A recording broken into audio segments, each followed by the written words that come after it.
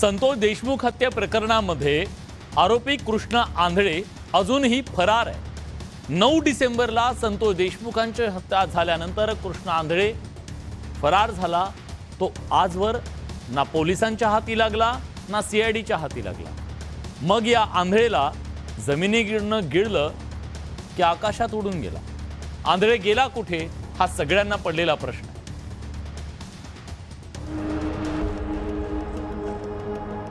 संतोष देशमुख हत्या प्रकरणातला आरोपी कृष्णा आंधळेला पकडण्याचं मोठं आव्हान पोलिसांसमोर निर्माण झालंय।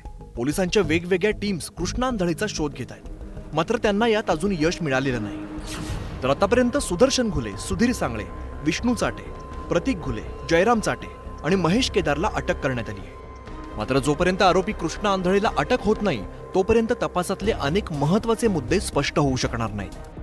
संतोष देशमुख हत्या प्रकरणातील वॉन्टेड आरोपी कृष्णा आंधळे हा गेल्या 45 दिवसापासून तपासी यंत्रणांना गुंगारा देतोय। एवढंच नाही तर या प्रकरणातील 8 आरोपी अटक आहेत, मात्र कृष्णा आंधळे गेला कुठे असा प्रश्न देखील उपस्थित केला जातोय। तर कृष्णा आंधळेचा गुन्हेगारीचा मोठा इतिहास आहे, त्यावरती आत्तापर्यंत 9 गंभीर गुन्हे आहेत। त्यामुळे एकंदरीतच कृष्णा आंधळे हा तपासी यंत्रणांना सापडणार कधी? मागील आठवड्यात 16 जानेवारी रोजी आरोपी कृष्णा आंधळे नाशिकमध्ये असल्याची चर्चा रंगली। इतकंच नव्हे तर आरोपी कृष्णा आंधळे हा नाशिक परिसरात फिरत असल्याचे काही फोटो सोशल मीडियावरती व्हायरल झाले होते। आरोपी कृष्णा आंधळेचे ते फोटो असल्याचा दावा सोशल मीडियावरती केला जात होता। इतकंच नव्हे तर नाशिकच्या मुक्तिधाम आश्रमात कृष्णा आंधळे वास्तव्यास असल्याची चर्चा सोशल मीडियावरती रंगलेली होती। त्यामुळे पोलिसांनी मुक्तिधाम आश्रमात सर्च ऑपरेशन केलं, मात्र पोलिसांना यात काहीही हाती लागलेलं नाही। फोटोत दिसणारी व्यक्ती ही सापडलेली नव्हती, त्यामुळे सोशल मीडियावरती करण्यात आलेला दावा खोटा ठरला।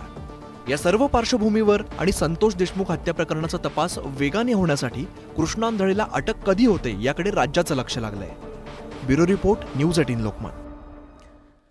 पालक